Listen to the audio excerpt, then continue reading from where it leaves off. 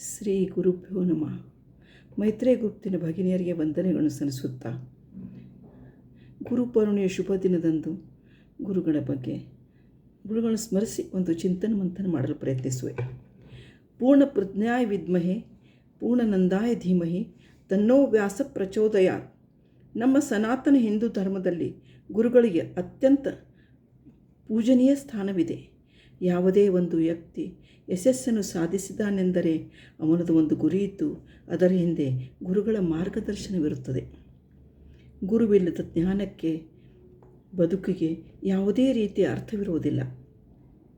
ನಮ್ಮ ಮೊದಲ ಗುರು ಎಂದರೆ ತಾಯಿ. ಮನೆಯ ಮೊದಲು ಪಾಠಶಾಲೆ, ಜನನಿ ತಾನೆ ಎಂಬ ಮೊದಲು ಮಾತಿನಂತೆ ತಾಯಿಯೇ ನಮಗೆ ಮೊದಲ ಗುರುವಾಗಿದ್ದಾಳೆ. ಆಮೇಲೆ ಲೌಕಿಕ ಜ್ಞಾನ ಗುರು ತಂದೆ. ಮುಂದೆ ಎಷ್ಟೋ ಗುರುಗಳು ಕೈ ಹಿಡಿದು ನಡೆಸಿ ಸಮಾಜದಲ್ಲಿ ಯೋಗ ವ್ಯಕ್ತಿಯನ್ನಾಗಿ ಬಾಳುವಂತೆ ರೂಪಿಸುವರು. ಆದ್ದರಿಂದ ಗುರು ಪೌರ್ಣಿಮೆ ದಿನ ಜ್ಞಾನವನ್ನು ನೀಡಿದ ಗುರುಗಳನ್ನು ಸನ್ಮಾನಿಸುವುದು ರೂಢಿಯಾಗಿದೆ. ನೇಹಿ ಜ್ಞಾನೇನ ಮುಕ್ತಿ ಎಂಬ ಮಾತೊಂದಿದೆ. ಗುರುವಿನ ಗುಲಾಮನಾಗುವ ತನಕ ದೊರೆಯದಣ್ಣ ಮುಕ್ತಿ ಎಂದು ಶ್ರೀ ಪುರಂದರದಾಸರು ಗುರುವಿನ ಮಹಿಮೆ ಬಗ್ಗೆ ತಿಳಿಸಿಕೊಟ್ಟಿದ್ದಾರೆ. ಆಷಾಢ ಮಾಸದ ಹುಣ್ಣಿಮೆ ವ್ಯಾಸ ಜಯಂತಿ ಗುರು ಪೌರ್ಣಿಮೆ ಎಂದು ಆಚರಿಸುವರು. ಇದು ಹಿಂದೂ ಧರ್ಮದಲ್ಲಿ ಮಹತ್ವದ ದಿನವಾಗಿದೆ. ಬೌದ್ಧ ಪೌರ್ಣಿಮೆ ಎಂದು ಬೌದ್ಧರು ಕೂಡ ಆಚರಿಸುವರು. ಗುರು ಬ್ರಹ್ಮ, ಗುರು ವಿಷ್ಣು, ಗುರುದೇವ ಮಹೇಶ್ವರ, ಗುರು ಸಾಕ್ಷಾತ್ ಪರಬ್ರಹ್ಮ ತಸ್ಮೈ ಶ್ರೀ ಗುರುವೇ ನಮಃ ಎಂದು ಸ್ತುತಿಸಿ ತ್ರಿಮೂರ್ತಿಗಳಾದ ಬ್ರಹ್ಮ, ವಿಷ್ಣು, ಮಹೇಶ್ವರಿಗೆ ಸಮಾನಾದ ಸ್ಥಾನವನ್ನು ಗುರುವಿಗೆ ಕೊಟ್ಟು ಪೂಜೆ ಸಂಪ್ರದಾಯ ನಮ್ಮದಾಗಿದೆ.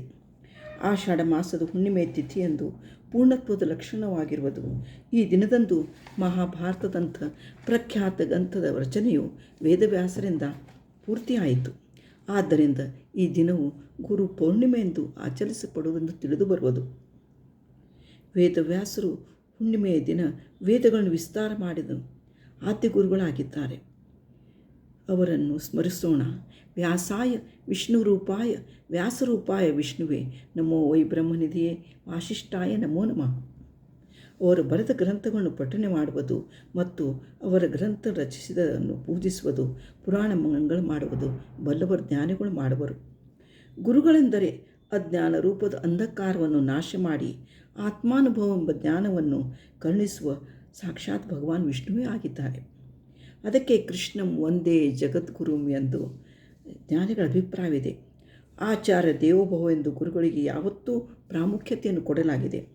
ಅಸಾಮಾನ್ಯ ಅದ್ವಿತೀಯರಾದ ಜ್ಞಾನವೆಂಬ ಜ್ಯೋತಿಯ ಪ್ರತೀಕರಾದ ಗುರುಗಳನ್ನು ನಾವು ನಿತ್ಯವೂ ಸ್ಮರಿಸಿ ಅವರು ಹಾಕಿಕೊಟ್ಟ ಧರ್ಮದ ಮಾರ್ಗದಲ್ಲಿ ನಡೆಯುವುದೇ ನಮ್ಮ ಆದ್ಯ ಕರ್ತವ್ಯವಾಗಿದೆ. ಸಾಕ್ಷಾತ್ ಭಗವಂತನ ಔಷಧಾದ ವೇದವ್ಯಾಸರು, ಜಗದ್ಗುರುರಾದ ಮಧ್ವರು, ಜಯತೀರ್ಥರು, ಗುರು ಸಾರ್ವಭೌಮ ಗುರುರಾಯರು ಮತ್ತು ಎಲ್ಲ ಹರಿದಾಸರು ಇಂಥ ಮಹಾನ್ ಗುರುಗಳ ಸ್ಮರಣೆ ಮಾಡುವುದರಿಂದ ಸಂಸಾರದಲ್ಲಿದ್ದ ತಾಪತ್ರಯಗಳು ಕಳೆದು ಅಲ್ಲದೆ ಶ್ರೀಹರಿಕೃಪೆಯು ತಾನಾಗಿಯೇ ನಮಗಾಗುವುದು. ಗುರು ಪೌರ್ಣಿಮೆ ಶುಭ ದಿನದಂದು ವೇದವ್ಯಾಸಾದಿ ಎಲ್ಲ ಗುರುಗಳನ್ನು ಸ್ಮರಿಸೋಣ. ಜ್ಞಾನದ ದೀವಿಗೆಯನ್ನು ಎಲ್ಲೆಡೆಗೆ ಬೆಳಗೋಣ. ಜ್ಞಾನ ಮೂಲಂ ಗುರೋ ಮೂರ್ತಿ, ಪೂಜಾ ಮೂಲಂ ಗುರೋಪದಂ, ಮಂತ್ರ ಮೂಲಂ ಗುರೋ ವಾಕ್ಯಂ, ಮೋಕ್ಷಂ ಮೂಲಂ ಗುರುಕೃಪಾ. ಅಂದರೆ ಗುರುಗಳ ಮೂರ್ತಿಯ ಧ್ಯಾನ ಮಾಡುವುದು, ಗುರು ಚರಣದ ಪೂಜೆ ಮಾಡುವುದು, ಗುರು ವಾಕ್ಯವೇ ಮಂತ್ರವಾಗಿರುವುದು, ಗುರು ಕೃಪೆಯೇ ಮೋಕ್ಷವು, ಸಂಪೂರ್ಣ ಸೃಷ್ಟಿಯೇ ಗುರುಮಯವೆಂದು ಭಾವಿಸಬೇಕು. ಅಂಥ ಗುರುಗಳಿಗೆ ಗುರು ಪೌರ್ಣಿಮೆ ಎಂದು ಶಿರಬಾಗಿ ನಮಿಸು ಸ್ಮರಿಸೋಣ. ಶ್ರೀಕೃಷ್ಣಾರ್ಪಣಮಸ್ತು.